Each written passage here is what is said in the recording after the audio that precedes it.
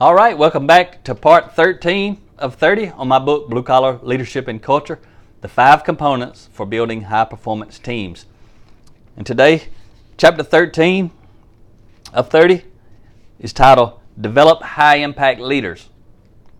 You've got to become one, but you've also got to develop all the other formal authority leaders in your organization. You've got to help them become high-impact leaders.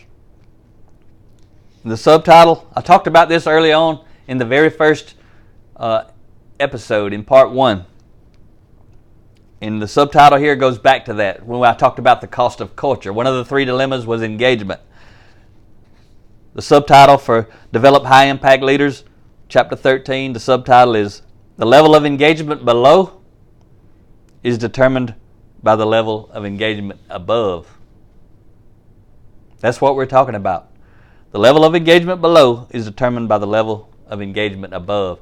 My favorite quote of all time is from Abraham Maslow, and it goes like this. He said, if we're not modeling what we're teaching something else.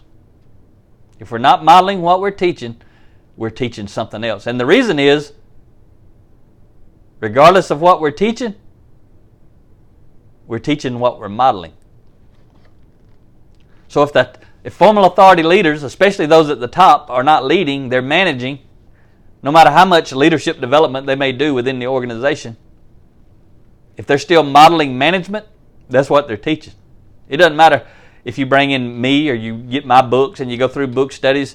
If the formal authority leaders continue to manage people instead of lead people, you're going to have an organization full of managers of people, not full of leaders of people. It doesn't matter if you do leadership training every day.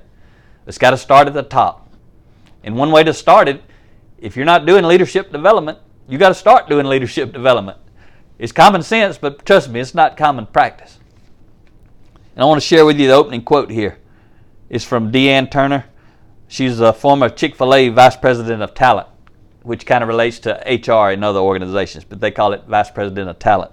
Deanne says, often organizations focus only on the value of developing new leaders and neglect the development of seasoned leaders. A few will take their thinking to the next level and continue to invest in seasoned leaders.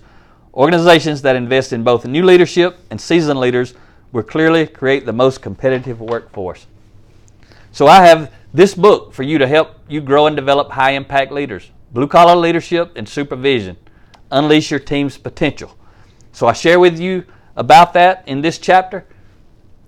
You go in, you study that book, you teach that book, you do book studies on that book, you're going to begin to grow and develop high-impact leaders. Talk to you next time.